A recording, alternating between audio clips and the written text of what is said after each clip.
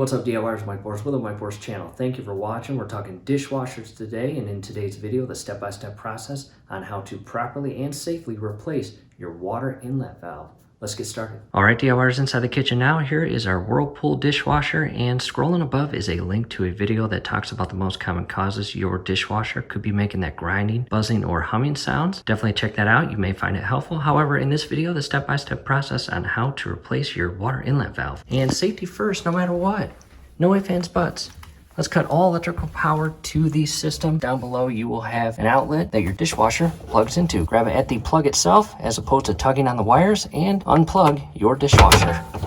Next, we're going to remove the two lower panels. You may have two, you may have one. However, on the very bottom, you've got a Phillips screw on the left side and on the right side. Let's go ahead and remove both of those. With both screws removed, I'm going to tuck my fingers in one side, shift this plate to the left, and go all the way down to the bottom and shift it out of the upper panel. And you'll notice the lower panel shifts or positions behind the upper panel. Carefully shift this out and set that aside. From here, you've got a screw inside the gap between the lower portion of the door, one on the right-hand side, one on the left. Go ahead and remove both those Phillips screws. After removing those two Phillips screws, carefully shift this down and set that aside. With the panels removed, I placed a towel down below. We'll need that here shortly. Come down below, and on the very underside of your dishwasher is your water inlet valve. And this is the line that feeds out of your shutoff valve, which is on the other side of this cabinet wall underneath the sink, and it feeds up into the water inlet valve. You've got a hose secured with a clamp, and you've got an electrical connection point. What we'll do first is carefully shift this electrical connection point off without harming anything.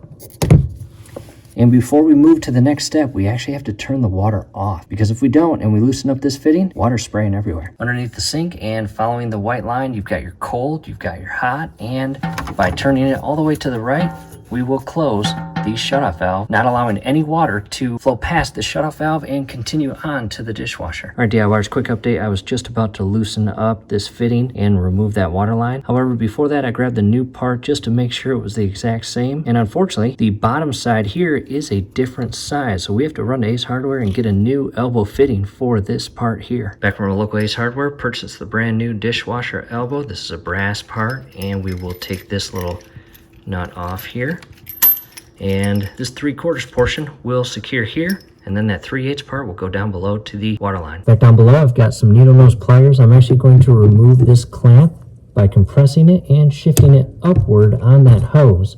And again, some water will leak out. That's why we have this towel in place. From here, I'll just carefully pull it off very slowly, because if I just pull it off real fast, all that water will shoot out. I'm just going to let it leak out slowly. As you can see, it's starting to drip. And surprisingly, it did not leak that much. Next, grab an adjustable wrench, and in the event that your fitting comes off in a friendly manner, great. If not, the last thing you want to do is tug at it and damage this portion here. So in our case, ours is on there pretty securely, and we are going to remove this 1/4-inch screw. And after removing that, I can actually pick this entire inlet valve up off the mount. And from here, I'll grab it with one hand, and I'll use the adjustable wrench with the other and loosen this fitting. And once you break it free, it comes off pretty easily. From here, I can just twist it by hand. And again, this is going to leak water. Just be careful. Not much water at all.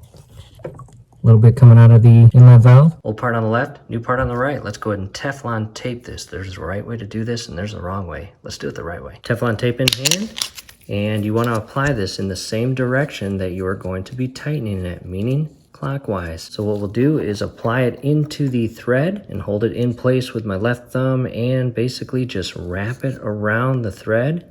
And as you wrap it, just carefully work it into the thread. And again, we're applying it clockwise, because as we tighten that elbow in place, we want that elbow to help assist in creating a watertight seal. In the event that we applied this counterclockwise, the elbow would actually peel the Teflon tape up and away from the thread, which could lead to possible leaking. That would not be good. Making progress, coming up and over again, and as you apply this, work it into the thread, as shown here. You want to do about 2 to 3 times around the thread.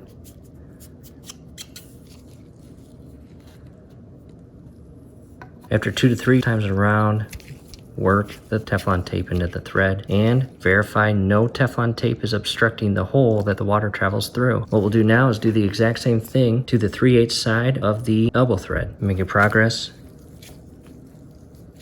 Again, nothing obstructing the hole. From here, we will carefully align the thread of the elbow and the plastic thread of the inlet and secure this in place.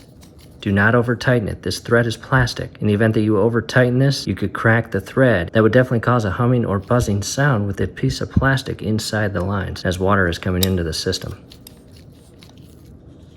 And now I want to position it upright in the same position that it goes inside the dishwasher. And I want to make sure this elbow is facing to the back of the dishwasher. Again, don't over tighten it. And that is what it looks like. Again, this portion secures to the dishwasher and this faces back toward the water line. Back down below, what I will do first is secure this hose on the nipple portion here and re-secure it with that clamp. Make sure your hose is flush with the plastic part here. Next, grab the tool that you're compressing the clamp with and reseat it. And make sure your clamp itself is on the inner portion of that beveled nipple. From here, I'll shift it back into place and secure it with that screw. The socket and ratchet just barely clear that elbow to secure that screw. Don't over tighten it because it is aluminum. Next, grab the water line. You may have to shift it back a bit, align it properly inside the new elbow fitting, slide it in place, and secure it with this nut. Hand tighten it first and then grab the wrench and carefully tighten this nut until it's snug. After that water fitting is snug, grab your electrical connection point. In our case, the white wire with the purple line was on bottom and the purple wire with the white line was on top. Realign these and connect it until they're flush, just like that. From here, double check everything. Make sure everything is properly secured. Go ahead and remove all your tools. Back to the shutoff valve. Turning it left will open it back up and allow water to flow to the inlet valve. Now let's check for leaks. Back down below, and before starting the system, I'm just running my fingers near every fitting, making sure everything is dry. And what we'll do is plug the dishwasher back in and run a test cycle and check for leaks. All right, DIYers, it is late at night and the dishwasher is full of dishes ready for the test cycle. Once we turn this on, do not, for safety purposes, do not stick your fingers, hands, or arms underneath that dishwasher. Just look from a distance and check for any leaks. Come down below with the flashlight, and right now it is filling with water through the water inlet valve, and just monitor that area throughout the entire cycle and see if any drips leak down onto the floor underneath that elbow connection and fitting, both on the top and bottom. And from here, the motor will turn on shortly and begin the cycle. The motor is now up and running. Cycle is complete. It is now on the drying portion. I've got the heated dry feature on. Let's go down below. Again, you want to check the bottom portion of the fitting where the water line connects to, the top portion of the elbow where it connects to the inlet valve, and then this hose up top. And all looks good. Hopefully this helps, DIYers. Do us a favor, below the video, you'll see that thumbs up icon. Click on that, like the video, subscribe to the channel. Definitely ring your YouTube bell. That would be very helpful to us. We would really appreciate it. Thanks again for watching. And the last thing we'll do is reinstall those two lower panels.